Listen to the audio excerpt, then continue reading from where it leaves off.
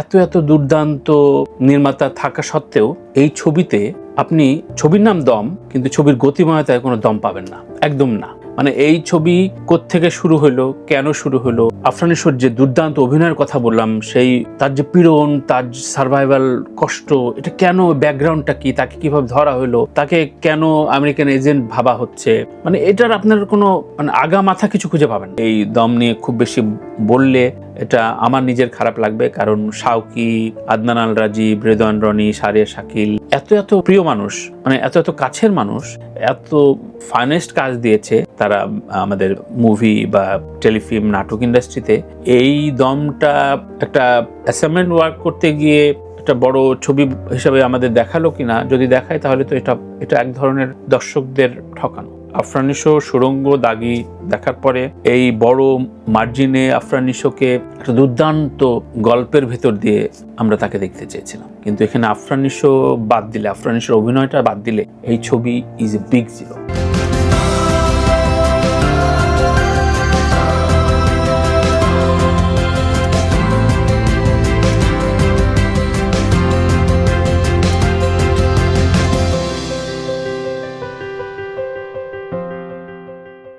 প্রিয় দর্শক, আসসালামু আলাইকুম। দম সিনেমার রিভিউ না, ঠিক আমার মতো করে পর্যালোচনা, যে আলোচনাগুলো আমি করে আসছি সিনেমা দেখার পর যা যা মনে হয়েছে, এবং দম ছবিটা প্রচন্ড পরিমাণ প্রত্যাশা নিয়ে গিয়েছিলাম বলছি। তো ছবির অন্যান্য দিক বলার আগে খুব ভালো লেগেছে যেগুলো, খুবই গর্বিত বোধ হয়েছে, দর্শক চোখ হিসাবে মুগ্ধ হয়েছি, সেগুলো নিয়ে একটা আলোচনা করি। দম ছবিটি প্রথমত এই ছবিটি আপনি দেখবেন কারণ আফরান নিশোর দুর্দান্ত অভিনয়, মানে একজন ফাইনেস্ট আর্টিস্ট কি ধরনের অ্যাক্টিং ডেলিভারি দিতে পারে এটা আপনার ধারণা বদলে দেবে। অবশ্যই এর আগে অনেক ভালো ভালো নাটক করেছে, সিনেমা করেছে, কিন্তু এইটাতে সবকিছু যেন ছাপিয়ে গেছে আফরান নিশো। ছবিটি সার্ভাইভাল স্টোরি, সেটি অনেক আগেই প্রডিউসার বা পরিচালক মারফতই রিভিল হয়ে গেছে। এবং এই ছবির আরো একটা ভালো দিক হচ্ছে সিনেমাটোগ্রাফি। এখানে কাজাকিস্তানে শুট হয়েছে, আফগানিস্তান দেখানো হয়েছে, বা বাইরের যে দৃশ্যগুলো, সেই দৃশ্য বর্ণনা, landscape, wide angle shot, drone shot মিলিয়ে হঠাৎ করে আপনার ভ্রম হবে যে এটা কি বাংলাদেশের ছবি, বাংলাদেশের নির্মাণ। এত নিখুঁত সিনেমাটোগ্রাফি, কালার এবং ব্যাকগ্রাউন্ড মিউজিক আপনাকে বিমোহিত করবে। থার্ড হচ্ছে এই ছবির অন্যান্য এলিমেন্ট, অর্থাৎ বাইরের দেশে ছবি করলে যেটা হয়, বোঝা যায় যে একটা খুব গরিবী হালে অ্যারেঞ্জ করা হয়েছে, অন্যান্য কাস্টিং ক্রু বা সেট বা লোকেশন সবকিছু মিলিয়ে, এটাতে সেই গরিবিয়ানাটা নাই। আপনার দেখে মনে হবে যে এই ধরনের এত বিগ অ্যারেঞ্জমেন্ট কিভাবে সম্ভব বাংলাদেশের মুভি হিসাবে। তো এই তিনটি বিষয় আপনাকে মুগ্ধ করবেই, মানে অন্য সবকিছু বাদ দিয়ে। এখন প্রশ্ন আসি, এটাকে আপনি সিনেমা বলবেন কিনা? এটা মূলত ডকুফিল্ম। প্রথম আলো বা চরকির একাধিক বিভিন্ন সাবজেক্টিভ ডকুফিল্ম রেদওয়ান রনি বা তার টিম তৈরি করেছেন। এটি তার একটা আপগ্রেড ভার্সন। আমি আবারও রিপিট করছি, এটি তার একটা আপগ্রেড ভার্সন। অবশ্যই গল্প, গান, চিত্রনাট্য, সিনেমাটোগ্রাফির যে চলন সেটিতে তো রয়েছে, সুতরাং এটিকে আমরা সিনেমা বলতে পারি, সিনেমা হলে দেখে আসলাম। এর যে রাইটার্স প্যানেল এবং ডিরেক্টরস যে প্যানেল, আমার এত এত প্রিয় মানুষ, এত এত মেধাবীদের ভিড় রয়েছে, সেটাতে খুব অবাক হতে হয় এবং মন খারাপ হতে হয় যে এত এত দুর্দান্ত নির্মাতা থাকা সত্ত্বেও এই ছবিতে আপনি ছবির নাম দম, কিন্তু ছবির গতিময়তায় কোনো দম পাবেন না, একদম না। মানে এই ছবি কোত্থেকে শুরু হলো, কেন শুরু হলো, আফরান নিশোর যে দুর্দান্ত অভিনয়ের কথা বললাম, সেই তার যে পীড়ন, তার সার্ভাইভাল কষ্ট, এটা কেন, ব্যাকগ্রাউন্ডটা কি, তাকে কিভাবে ধরা হলো, তাকে কেন আমেরিকান এজেন্ট ভাবা হচ্ছে, মানে এটার আপনার কোনো মানে আগা মাথা কিছু খুঁজে পাবেন। এত এত দুর্দান্ত মেধাবী নির্মাতা মিলে তারা এই বিষয়টা, মানে আপনি ছবিটা দেখছেন কিন্তু আপনার ভেতরে সেই অনুভবটা ডাকছে না, যে মানে মনে হচ্ছে কি দুর্দান্ত অভিনয় দেখতেছি, কিন্তু আপনার কাছে মনে হচ্ছে না যে আহারে আহারে এত কষ্ট, এটা মনে হচ্ছে না, মানে অভিনয়টা দেখতেছি। আপনার অভিনয়ের ভেতরে নিবিষ্ট হইতে পারবেন না, মানে নিবিষ্ট হওয়ার কোনো ডিটেলিং নাই। আর এবার এই তিনটি ছবিতে চঞ্চল চৌধুরী হাজির হয়েছেন। তার মধ্যে যদি ক্যাটাগরি আমি ধরি, তাহলে সবচেয়ে বাজে সিকোয়েন্স এবং সবচেয়ে হাস্যকর কিছু জায়গায় কাজ করেছেন চঞ্চল চৌধুরী। তার অভিনয় নিয়ে আসলে কোনো প্রশ্ন ওঠে না, কিন্তু স্ক্রিপ্ট এত দুর্বল, মানে একটা জায়গায় একটু হাস্যরসের জায়গা রাখা হয়েছে, সেখানে এত দুর্বল স্ক্রিপ্ট, সেটা চঞ্চল চৌধুরী বলে তার অভিনয়ের মুনশিয়ানা দিয়ে পার পাওয়া গেছে। কিন্তু এইটা এই সময়ে এইরকম হিউমার বা উইটি চলতে পারে, এটা সরি মানে সত্যি দুঃখ পাইছি, মানে কষ্ট পাইছি। মানে ছবিটার প্রতি আফরান নিশো আমার খুব প্রিয় একজন অভিনেতা, এবং এটা আফরান নিশোর অবশ্য দোষ না, কিন্তু টোটাল টিমটা এইভাবে ফেল করবে, এতটা হতাশ করবে আমি সত্যি বুঝি নাই। মানে আমাকে যে এরকম বলতে হবে, মানে যেহেতু আমি আমার জায়গা থেকে অনেস্টি রেখে বলতে চাই, মানে কোনো রকম রাগঢাক রেখে তো আসলে কাউকে যদি ভালোবাসেন আপনি কোনো রকম রাগঢাক রেখে বলাটা ঠিক না। তাই চঞ্চল চৌধুরী ক্যারেক্টারটাও আপনি ওই একই রকম ভাবে, তাকে প্রথম ধরা হয় খুব ধূর্ত বাটপার টাইপের, কিন্তু সে পরবর্তীতে এমন একটা জায়গায় শেষ হয় যে ওই আসলে ত্রাণকর্তা, মানে আফরান নিশোকে বাঁচানোর জন্য তার মতো, মানে এই যে ট্রানজিকশন তার কেন হইলো, সে কোন গুপ্তচর, মানে সে তার অবস্থানটা, এগুলো কোনো ডিটেল নাই, মানে উদ্ভট লাগছে। মানে এই সময়ে এত সুন্দর মেকিং, এত সুন্দর অ্যারেঞ্জমেন্ট, এত টাকা পয়সার লগ্নি, বোঝা যাচ্ছে যে বিগ বাজেট ফিল্ম, এবং অ্যাকশনগুলো একটা দৃশ্যে এক পাকিস্তানিকে নিয়ে সে উঁচু জায়গা থেকে পানিতে ফাইট আছে, সেই দৃশ্যগুলো এত নিখুঁত, এত সুন্দর, অথচ ছবিতে কোনো পীড়ন নাই। মানে ছবিতে প্রেম আছে, কিন্তু পূজাচেরির সাথে তার যে চলে যাওয়া, সে কেন চলে যাচ্ছে বা বিদেশ যেতে তার কেন বাধ্য হতে হচ্ছে, সে কিভাবে এই এনজিওর সাথে যুক্ত হওয়া, এগুলো কোনো কিছু নাই, মানে নাথিং। তাই আপনার কাছে প্রেমের দৃশ্যে আপনার প্রেম জাগবে না, সার্ভাইভাল দৃশ্যে আপনার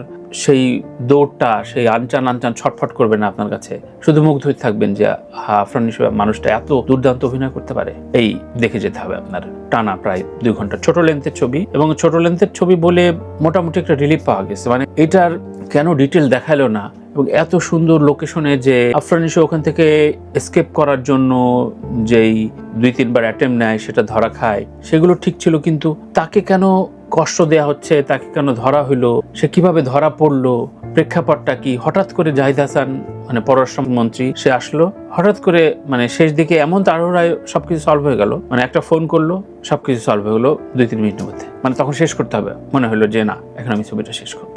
হৃদয়ন রানীর প্রতি আসলে আমার প্রত্যাশা সত্যিকার অর্থে বেশি ছিল। আমি ছবিটা দেখে আসার পরেই রনিকে লিখছি, খুব সুন্দর ফিল্ম বানাইছে, ফিল্মটা সে সুন্দর বানাইছে, কিন্তু চিত্রনাট্য, ছবিতে যে এনগেজমেন্ট, দর্শকদের সাথে যে একটা এনগেজমেন্ট থাকতে হয়, যে খারাপ লোকের প্রতি মনে হয় যে শালের মার ধরে মার, এরকম মনে হয়, সেই জিদ নাই, বা সার্ভাইভাল পয়েন্টে যে আফরান নিশো এত কষ্ট করছে, ওর জন্য মায়া হচ্ছে না, মনে হচ্ছে যেন একদম, মানে একটা কি বলবো, এটা একটা মঞ্চ, এবং সেই মঞ্চে এক দুর্দান্ত অভিনেতা দারুণ অভিনয় দেখিয়ে যাচ্ছে। এছাড়া একেবারে হাত জোর করে বলছি, এছাড়া সত্যিকার অর্থে কিছু বলার, খুবই অনেস্টি আমি যদি জোর করে হলেও বলতে চাই, এই ছবিতে আপনি এনগেজ হইতে পারবেন না। আমি ওই লজিকটা টানতেই চাই না যে গোট লাইফের সাথে একদমই মিল নাই, তারপরও গোট লাইফের আগে এই ছবির পরিকল্পনা ইত্যাদি বলে আসছেন, ফাইন, এটা হতে পারে। সার্ভাইভাল স্টোরি নিয়ে ছবি কয়েকশো আছে সারা পৃথিবীতে, কিন্তু সার্ভাইভাল স্টোরিতে যেই রকম ভাবে ইনভলভমেন্ট দরকার হয়, মানে ওই দর্শক একেবারে বুধ হয়ে থাকবে যে এই মানুষটা কবে রিলিফ পাবে, সেই পীড়নটা নাই, কারণ এর ডিটেলিং কোনো কিছু এস্টাবলিশ করা হয়নি, একেবারে না। এবং পূজাচেরি এখানে খুব সুন্দর লেগেছে, গান খুব সুন্দর, গানের লোকেশন, গানের চিত্রায়ন খুব দুর্দান্ত। বললাম তো, কেটে যদি আপনি 10 মিনিট করে দেখেন, তাহলে আপনি টাসকি খাই যাবেন। আহা, এত সুন্দর ছবি বাংলাদেশে, এত সুন্দর কালার, এত সুন্দর মানে স্লো মোশন, এত সুন্দর মানে ল্যান্ডস্কেপ, কিন্তু আপনি একসাথে দেখতে বসবেন যে মনে হবে যেন মানে কেন দেখছি, ফ্ল্যাশব্যাক আসছে, আবারও ফরওয়ার্ডে যাচ্ছে, আবার ফ্ল্যাশব্যাক যাচ্ছে। মানে এখানে পূজাচেরির শুধুমাত্র অপেক্ষা ছাড়া কোন একটা ভূমিকা নাই, খুব ভালো অভিনয় করেছে। এবং ডলি জহুর একটা ইন্টারভিউতে দেখলাম বলেছে যে দমে আননেসেসারি আমি ছিলাম, কোনো দরকার ছিল না। তো আমি তখন মনে করেছিলাম যে উনি অন্য কোনো রাগ থেকে, কিন্তু ছবিটা দেখার পর মনে হয়েছে যে ডলি আপা যে কথাটা বলেছেন এটা খুবই লজিক্যাল। সত্যিকার অর্থেই ডলি জহুর তার অভিনয় দুর্দান্ত করেছে, পূজাচেরি সুন্দর করেছে, কিন্তু আসলে কিছু করার নাই, চরিত্রের কোনো কিছু করার নাই, ডিটেলিং নাই, এনগেজমেন্ট নাই। এই হচ্ছে অবস্থা দমের। হৃদয়ন রানী পরিচালিত এবং আলফায় প্রযোজিত। আলফায়ের ছবি খুব স্ট্যান্ডার্ড হয়। সর্বশেষ দাগিটাও এত দারুণ লেগেছে, এবং তাণ্ডব তুফান তো বলার অপেক্ষা রাখে না। এই জায়গাতে সুড়ঙ্গ ছিল আর একটা দুর্দান্ত কাজ, কিন্তু দমটা মনে হলো যে শেষ পর্যন্ত এটি একটা অ্যাসাইনমেন্ট ওয়ার্ক, যেটিতে অন্য হৃদয়ন রানী অনেকগুলো অ্যাসাইনমেন্ট ওয়ার্ক করে থাকেন, কিন্তু এটি বিগ বাজেট অ্যাসাইনমেন্ট ওয়ার্ক। কিন্তু তারপরও এটা সত্য ঘটনা অবলম্বনে অনেক ছবি আমরা দেখেছি, সেটাতে একটা সিনেম্যাটিক লেয়ার থাকে, যেটিতে ডকু ফিকশন থেকে সিনেমা এটা একটা পার্থক্য থাকে। মানে সাধারণ, মানে আমি কোনো গ্রামাটিক্যাল বা কোনো পাণ্ডিত্য জাহির করতে চাচ্ছি না এখানে, খুব সাধারণ দৃষ্টিতে সাধারণ দর্শক হিসেবে এটা বলতে চাই যে সত্য ঘটনা অবলম্বনের গল্প যখন আমি সিনেমা হিসেবে দেখব, তখন আমার ওটা সিনেমার গল্পের মতো করে সেটাতে ইনভলভমেন্টে থাকতে হবে এবং থাকে। আপনি ম্যারি কম করেছে প্রিয়াঙ্কা চোপড়া বক্সারের, তো বক্সারের জীবন তো খুব মানে লিনিয়ার থাকে, এটাও লিনিয়ার গল্প, কিন্তু সেটাতে যেভাবে পীড়ন দেখাইছে, মানে ওর যে যুদ্ধ সংগ্রামের যে ব্যাকগ্রাউন্ড, তার যে মানে অবস্টাকল পেরিয়ে সামনে এগিয়ে যাওয়া, এই বিষয়গুলো চূড়ান্ত পর্যায়ের মিসিং, একটু সেটু না, চূড়ান্ত পর্যায়ের মিসিং। সো আসলে এই দম নিয়ে খুব বেশি বললে এটা আমার নিজের খারাপ লাগবে, কারণ শাওকি, আদনান আল রাজীব, রেদওয়ান রনি, সারিয়া শাকিল, এত প্রিয় মানুষ, মানে এত কাছের মানুষ, এত ফাইনেস্ট কাজ দিয়েছে তারা আমাদের মুভি বা টেলিফিল্ম নাটক ইন্ডাস্ট্রিতে। এই দমটা একটা অ্যাসাইনমেন্ট ওয়ার্ক করতে গিয়ে একটা বড় ছবি হিসাবে আমাদের দেখালো কিনা, যদি দেখায় তাহলে তো এটা এক ধরনের দর্শকদের ঠকানো। আফরান নিশো সুড়ঙ্গ দাগি দেখার পরে এই বড় মার্জিনে আফরান নিশোকে একটা দুর্দান্ত গল্পের ভেতর দিয়ে আমরা তাকে দেখতে চেয়েছিলাম, কিন্তু এখানে আফরান নিশো বাদ দিলে, আফরান নিশোর অভিনয়টা বাদ দিলে এই ছবি ইজ এ বিগ জিরো।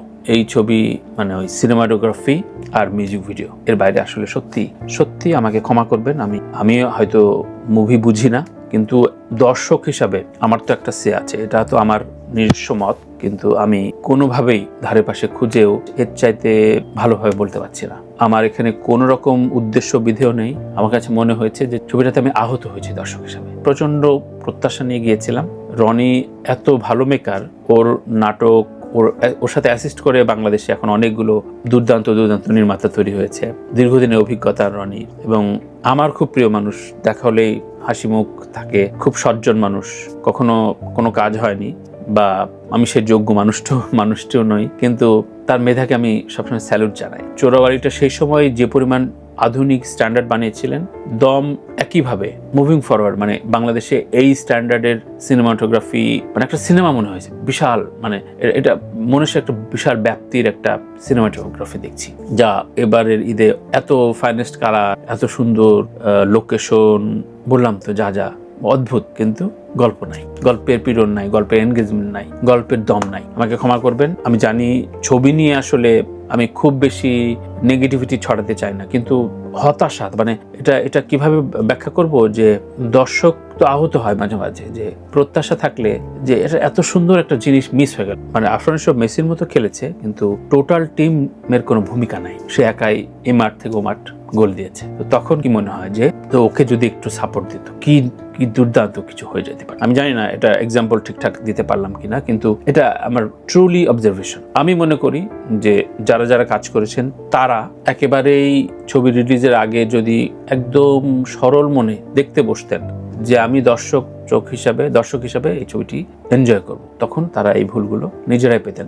কারণ চঞ্চল, আফরান নিশো, জলি জোহর থেকে শুরু করে যারা কাজ করেছেন সবাই খুবই অভিজ্ঞ মানুষ। সবাই খুব ভালো থাকবেন। ছবি সিনেমাটোগ্রাফি, গান উপভোগ করার মতো, এবং সেই সময়টা কাটানোর জন্য 2 ঘন্টা প্লাস ছবিটা আপনারা দেখে আসতে পারেন। তবে যেটা বললাম সেটি প্রস্তুতি নিয়ে গেলে আপনার ভালো লাগবে। এবং আফরান নিশোর দুর্দান্ত অভিনয়, যদি এই ছবিটা না দেখেন আপনারা মিস করবেন। দুর্দান্ত করেছে, মানে Afran Nisho is too good. আমি বলেছি যে এবারের ঈদে যা সবগুলো ছবি দেখলাম, এবার ঈদে বিচারে যদি আমাকে রায় দিতে বলা হয়, তাহলে অভিনয়ের জন্য, দমে অভিনয়ের জন্য আফরান নিশো এবং প্রেসার কুকারে অভিনয়ের জন্য নাজিফা তুষিকে যদি ন্যাশনাল অ্যাওয়ার্ড না দেয়া হয়, তাহলে তাদের প্রতি অবিচার করা হবে। কারণ এত ভালো অভিনয় আমি এই দুজনের অন্যান্য প্রিভিয়াস কাজে দেখি নাই, একদম অন্তর থেকে বললাম। মানে আমার কোনো রকম দুরভিসন্ধি, কোনো রকম ব্যাকব্যাটিং করার ইচ্ছা নেই, একদম ট্রুলি মন থেকে আমি আমার দম ছবিটা দেখার পর অবলোকনটা বললাম। আপনাদের মন খারাপ হলে আমাকে ক্ষমা করবেন, কিন্তু আমার এই দর্শক চোখ, দর্শক মন যা বলতে চাইলো সেটি আপনাদের সাথে শেয়ার করলাম। সবাই খুব ভালো থাকবেন। বাংলাদেশি ছবি জয় হোক। আল্লাহ হাফেজ।